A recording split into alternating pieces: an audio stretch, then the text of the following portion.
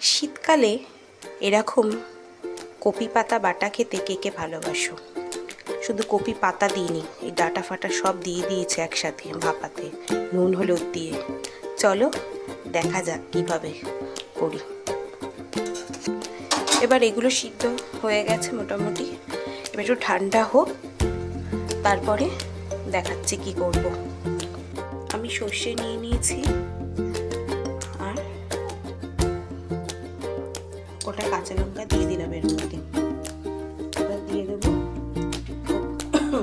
কপির ডাঁটি পাতা সব একসাথে ভালোভাবে সিদ্ধ করে তো ধুয়ে রেখেছি, একটু ঠান্ডা হয়ে গেছে। এবার দিয়ে দিলাম জারের মধ্যে, তারপরে আবার দেখাচ্ছি। এবার এর মধ্যে তেলটা একদম গরম হয়ে গেছে, তেল ধোঁয়া উঠছে। এবার এর মধ্যে কালো জিরেটা দিয়ে দেবো, দেখা যাচ্ছে কি কালো জিরে আর কাঁচা লঙ্কা দিয়ে দিলাম।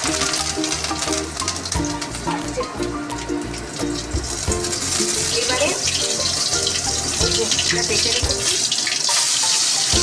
দিয়ে দিলাম। দু রকম সরষে ছিল, বলতে ভুলে গেছি, কালো সরষে আর সাদা সরষে। কপি পাতাটা একদম ভালোভাবে মিহি করে বেটে নিয়েছি কাঁচা লঙ্কা দিয়ে।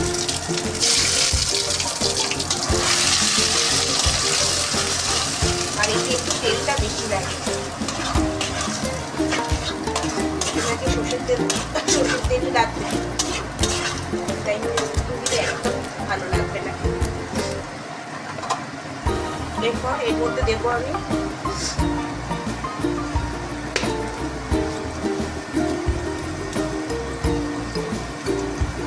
সামান্য একটু হলুদ, একদম সামান্য দিয়েছি, কিন্তু বেশি দিই।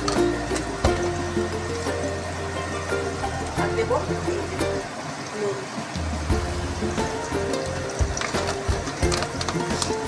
আমি কাঁচা লঙ্কা দিয়েছি ফোড়নে, কাঁচা লঙ্কা আর কালো জিরে। আপনারা কাঁচা লঙ্কা না দিয়ে শুকনো লঙ্কাও দিতে পারেন, আমি একটু শুকনো লঙ্কা দিয়েছি কারণ শুকনো লঙ্কাটা নেই আমার, এই জন্য কাঁচা লঙ্কাই দিয়ে দিয়েছি।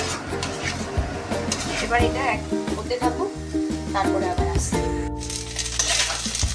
দেখুন একদম হয়ে গেছে,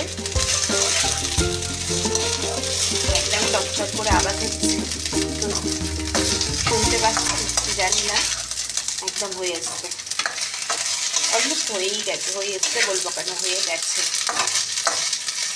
এবার আর কিছুই এর মধ্যে দেওয়ার নেই, হয়ে গেছে। এটা এই কপি পাতা বাটাটা, পাতা আটা আমি তো সবই দিয়ে বেটেছি একদম মিহি করে। এটা গরম ভাতের সাথে অসাধারণ লাগে। অবশ্যই কি আপনারা এরমভাবে করেন? অবশ্যই আমাকে কমেন্ট বক্সে জানাবেন, কিন্তু একবার আমি কিন্তু অপেক্ষায় থাকবো আপনাদের কমেন্টে যে আপনারা কীভাবে করেন আমাকে জানানোর জন্য। চলুন আজকের মতন এখানেই টাটা।